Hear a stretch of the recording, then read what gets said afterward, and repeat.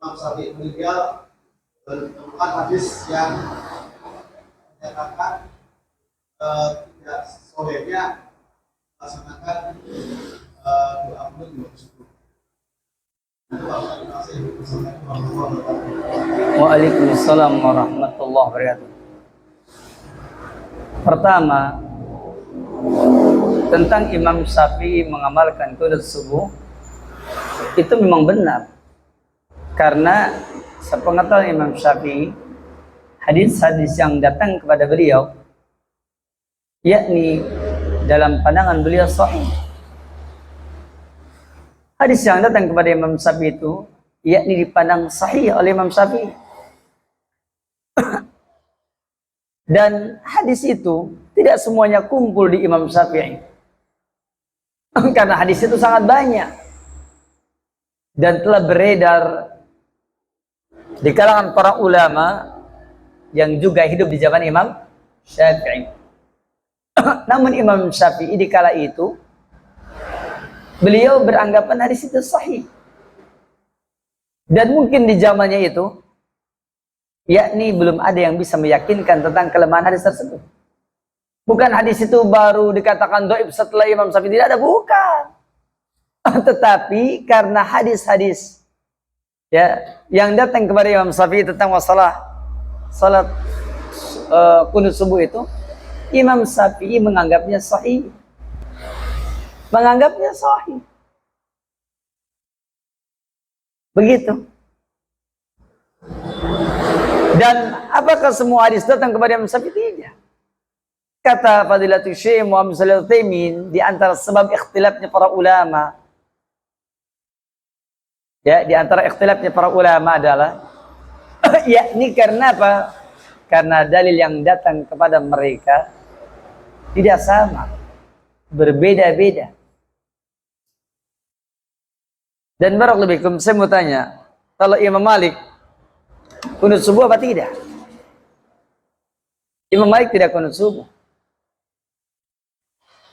Berarti telah datang keterangan kepada Imam Syafi'i tentang masalah itu. Namun mungkin di zaman itu hujahnya Imam Syafi'i dianggap apa? Lebih kuat di kala itu, di zaman itu. Saya kira tidak usah jauh-jauh kepada Imam Syafi'i. Kita aja dulu kita mengatakan doa buka puasa itu apa? Allahumma lakasumtu wa bika amantu wa ala rizkika aftartu. Itu bertahun-tahun kita pegangi, betul apa tidak? Bahkan di antara kita tidak ada yang menolak tentang doa ini. Ya kan? Sampai akhirnya datanglah zaman-zaman berikutnya dan menyatakan bahwa hadis ini dhaif. Lalu telah datang riwayat yang dinyatakan hasan, yaitu riwayat yang berbunyi dzahaba dhama'u fabtalatil uruqu wa sabatal ajr insyaallah. Hadis ini adalah hadis yang hasan, riwayat Imam Abu Dawud. Dan hadis ini telah diamalkan oleh kita bertahun-tahun. Kemudian sekarang datang lagi berita, wah hadis ini dhaif katanya. Ya kan? Kemudian sebagian dari kita bingung. Jadi ieu teh doi patana henteu ieu teh. Dulu aku sudah Allahumma lakab suntu, tidak boleh kau kerjakan. Sekarang dhahabad doma'u juga sebagian orang mengatakannya dhaif. Tanya kepada seorang ustaz, kata ustaz yang mendhaifkan, baik Allahumma lakasumtu ataupun dhahabad doma'u dhaif. Dan karena dhaif, maka doanya bebas apa saja. Doanya apa? Bebas apa saja. Ini sekarang beredar sekarang, ya kan? Orang yang membantah riwayat tersebut. Padahal barakallahu fikum jemaah sekalian, antum tahu Syekh Utsaimin wafat tahun berapa? Tahun 2000 pas, seingat saya. Ketika tahun 2000, antum masih ada? Udah ada belum? Sudah. Tahun 2000. Dan jauh-jauh sebelum tahun 2000, Syekh Utsaimin dalam salah satu kitab fatwanya, beliau ditanya bagaimana doa berbuka puasa.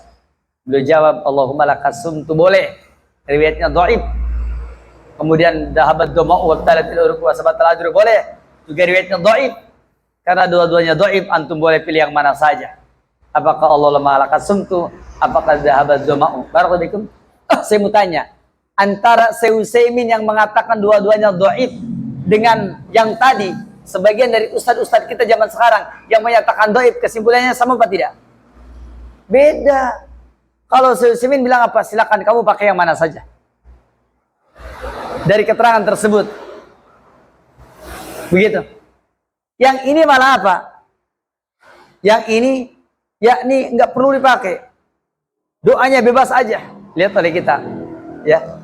Syekh Utsaimin belum mengatakan pakai Allahumma lakas sumtu boleh, pakai dabadom boleh. Dua-duanya juga lemah.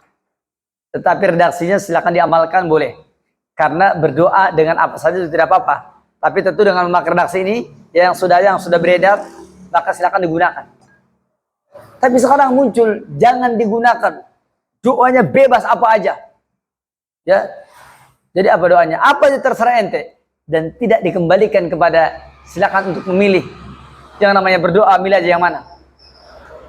Lihat oleh kita, Syekh Utsaimin jauh-jauh sebelumnya sudah mengingatkan kepada kita tentang apa?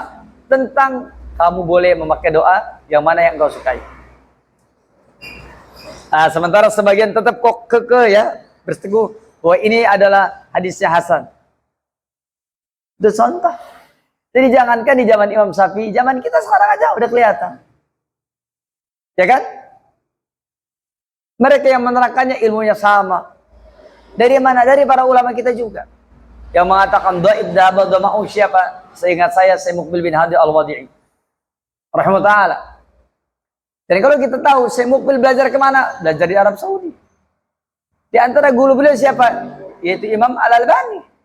Itu di antara gurunya Syekh Muqbil bin Hadi Al-Wadi'i rahimahullah ta'ala. Ya kan? Syekh Albaninya menghasankan riwayat ini. Syekh Muqbilnya mendhaifkan riwayat ini.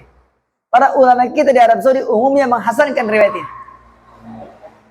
Bahkan seingat saya yaitu Sayyidiyahur Rahman dalam kitabnya Al-Jami'us Sahihul Kamil As-Syamil, beliau menerangkan di dalam kitabnya tersebut tentang hasannya derajat dahabat doma'u dan seterusnya. Dan beliau adalah dekan fakultas hadis di Universitas Madinah dan beliau menyatakan hadis ini hasan. Alhamdulillah barakallahu bahwa apakah yang terjadi pada Imam Syafi'i tidak mungkin? Mungkin. Mungkin di kala itu Imam Malik mengatakan yakni riwayatnya tidak sahih. Mungkin menurut pandangan Imam Syafi'i riwayatnya sahih. Apalagi tentang kunut subuh ini banyak riwayatnya. Kalau riwayatnya banyak, mungkin menurut don Imam Syafi'i ini mendekati kepada kebenaran. Begitu. Dan seterusnya. Jadi ala kulli hal berkenaan dengan kunut subuh ini, yakni kenapa seperti tadi bukan persoalan kalau kita tidak kunut subuh berarti benci kepada Imam Syafi'i, sama sekali tidak. Tidak ada urusan dengan soal benci dan cinta. Kita semua mencintai Imam Asy-Syafi'i, namun kita lebih mencintai kebenaran. Dan kebenaran yang kita cari adalah kebenaran secara ilmu. Dan itu dibenarkan dalam agama kita. Maka orang-orang yang seperti tadi hanyalah datang dari orang yang minal muta'assibin, orang yang terlalu fanatik dengan apa yang telah dipeganginya.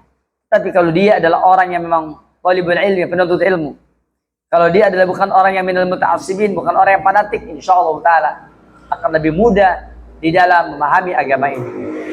Dan itulah sebabnya yang paling esensi dalam hal ini adalah bahwa kita mengamalkan dalil, yakni berdasarkan apa yang datang kepada kita sesuai dengan kemampuan kita. Karena Allah berfirman, fattaqullaha mastata'tum, bertakwalah kepada Allah semampu kamu. Dan menuntut ilmu bagian daripada bertakwa kepada Allah Subhanahu wa taala. Demikian wallahu taala a'lam. Baik, kita akhiri dari sini. Subhanaka Allahumma hamdik asyhadu an la ilaha illa anta astaghfiruka wa atubu ilaik. Assalamualaikum warahmatullahi wabarakatuh.